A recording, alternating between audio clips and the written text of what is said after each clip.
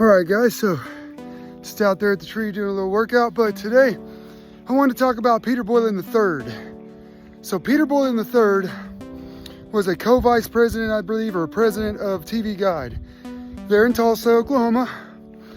And I invented a walking boot. You know, with a walking boot, they put you in if you sprain your ankle or break your ankle, they put you in a walking boot. Well, I turned one of those into a rehab device plus a walking boot. And one of Peter Boylan's buddies, a YPO member, was interested in taking it to his buddy that owns Cardinal Health, which is one of the largest medical distributors in the world.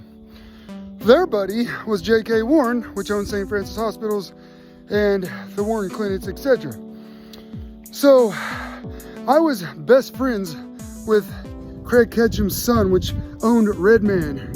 And Goldman & Sachs bought McJunkin, which was Redman's competition, which is an oil and pipe fitting distributor, etc. They merged those two together. They bought McJunkin, they bought Redman. So my buddy's dad was in the YPO, pretty wealthy. He takes me to a meeting. He's interested in the boot, taking it to Cardinal Health. They want 40% of the boot. All he's gonna do is take it after all the hard work I did, take it and hand it to the Cardinal Health guys, which that's fine. So they bring Peter Boylan to the meeting. Craig Ketchum brings his buddy Peter Boylan to this meeting. Peter Boylan sits down and we're talking. He's like, "Oh yeah, Justin, tell me the story why you invented this thing." I was like, "Well, I've always had small calves and I was looking at it like that, but now we know it's good for rehab." So anyway, a highfalutin doctor over at St. Francis even invested in it. Very glad for him. I'm not gonna mention his name. But anyway, at this meeting,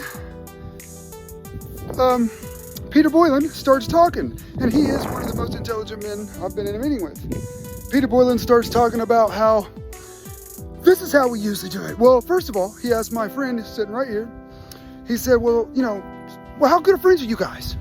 And we thought that was an odd question for a meeting like this, a business meeting. And anyway, he asked that a couple times, and he told us why. Well, the reason I'm saying that is because this is how we usually conduct business if we see something we like this. He said, we usually just buy it from you. He's like, and if you don't want to sell it, or he's like, if you don't want to sell it for what we want to give, then we'll just go around your patent. And he said, if we can't get around your patent, he kind of leaned over towards me and he goes, we'll figure something out. And then he leaned back and he's like, but since you guys are good friends, we're going to treat this a little bit different. And so anyway, after that meeting, the next meeting was us signing contracts with excuse my language, I said it, but anyway, Craig Ketchum. Craig Ketchum, we went to the meeting, but between those, I had researched Peter Boylan and seen that he got sued for fraud several times, nor admitted to denied the claim, spent $19 million on lawyers on one of them, had like 6 or 7 lawyers running these other people out of money, just like I was just done too. And that's how they win their cases. And he's over there smirking, acting like, oh, got one over on you. But they told me at the meeting that's what they do. So when we went to sign papers, I kind of asked Craig Ketchum about that. And Craig Ketchum got mad, stood up, threw the contracts back on the table, where I jumped up, told him to sit the F down, ran around there, got over top of Craig Ketchum, told him that one of these days they're going to mess somebody over they don't want to mess over, and they're going to regret that. And I almost, got him. I almost did. I almost lost and I caught myself. There's lawyers in the room. There's other investors in the room. And I was just like, oh, and I walked out. Well, Craig was so scared that I'll do anything. I don't even need a percentage. I'll still do what I was going to do. And then I realized that day that these wealthy guys up there in that YPO have never had a spanking.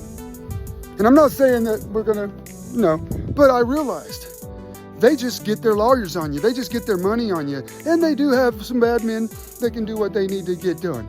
But guys, I'm done putting up with their crap in Tulsa, Oklahoma City. YPO members are all over the place. They've teamed up with the WF to monopolize everything. And I don't want to put up with it, and I don't want to stand for it. But Peter Boylan, you are a piece of, you know what? You think you sit on the Cypress Energy Board or whatever. You've got some things going on. I guess they lost some money. I've been looking into that. But I'm going to start exposing you, exposing where you work, what you do, the fraud that you've committed, and all your little buddies around you.